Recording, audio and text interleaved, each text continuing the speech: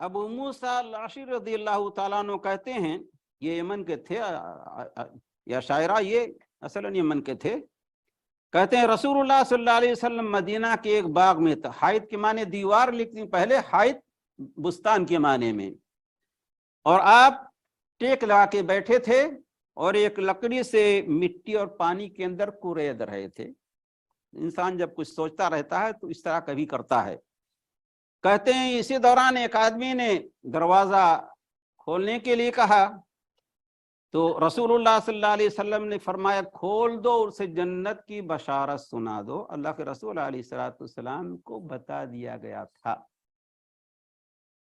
تو کہتے ہیں کہ ابو بکر رضی اللہ تعالیٰ عنہ تھے، میں نے ان کے لیے دروازہ کھولا اور انہیں جنت کی بشارت سنائی.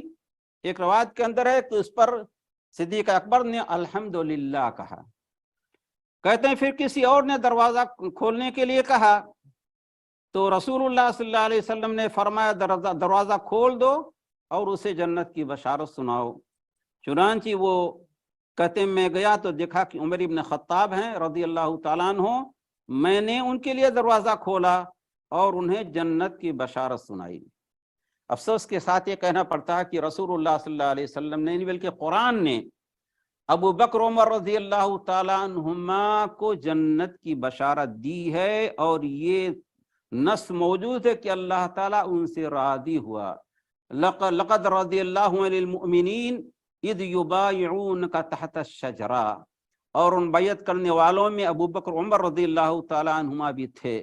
والسابقون الاولون من المہاجرین والانصار والذین اتبعوهم بإحسان رضی اللہ عنہم. یہاں بھی سبقت کرنے والے ابو بکر عمر رضی اللہ تعالیٰ عنہما دونوں نے ہجرت کی ہے. بلکہ عمر رضی اللہ تعالیٰ عنہ جب نکلنے لگے ہیں تو کہا جس کو اپنی بیوی کو بیوہ کرنا ہو، اپنے بچوں کو یتیم کرنا ہو، آئے ہمیں جا رہا ہوں مدینہ. کسی کی ہمت نہیں ہوئی. اور ابو بکر رضی اللہ تعالیٰ عنہ تو اللہ کے رسول علیہ السلام کے ساتھ غار میں تھے. اذ ہما فی الغار اذ یقول لصاحبہ لا تحزن ان اللہ معنا. مگر افسوس کے ساتھ کہنا پڑتا ہے، حضرت عمر کہا کرتے تھے ابو بکر کی صرف ایک رات کی نیکی جو اللہ کے رسول علیہ السلام کے ساتھ غار ثور میں تھے، میں اپنی ساری زندگی کا عمل اس کے بدلے میں پیش کرنے کے لیے تیار ہوں. استغفر اللہ. لوگ کہتے ہیں کہ جہنم میں نعوذ باللہ سب سے سخت عذاب ابو بکر و عمر رضی اللہ تعالیٰ عنہما کو ہوگا والعیاذ باللہ. اللہ کے رسول علیہ السلام جنت کی بشارت سنائیں اور نعوذ باللہ تم انہیں جنت سے نکال رہے ہو. کہتے ہیں پھر ایک آدمی نے اور دروازہ کھولنے کے لیے کہا. پھر اللہ کے رسول علیہ السلام ٹھیک سے بیٹھ گئے. پہلے ٹیک لگائے ہوئے تھے، پھر ٹھیک سے بیٹھ گئے. ایک اور روایت کے اندر، دوسری روایت کے اندر کہ اللہ کے رسول علیہ السلام بیٹھے ہوئے کوہیں کے اوپر پیر لٹکائے ہوئے اور ران تک کپڑا کھلا ہوا تھا.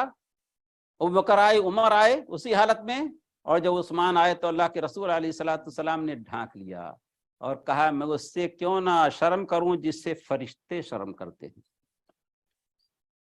تو آپ نے فرمایا انہیں بھی جنت کی بشارت سنا دو ایک فتنے کے ساتھ جو واقع ہونے والا ہے. چنانچہ کہتے ہیں میں نے دروازہ کھولا، انہیں جنت کی بشارت سنائی، اور اللہ کے رسول علیہ السلام نے جو کہا تھا میں نے بتا دیا. تو انہوں نے کہا اللہم صبرن یا اللہ المستعان. اللہ رب العالمین ہی سے مدد طلب کی جاتی ہے اور اللہ رب العالمین ہی کے نام پر صبر.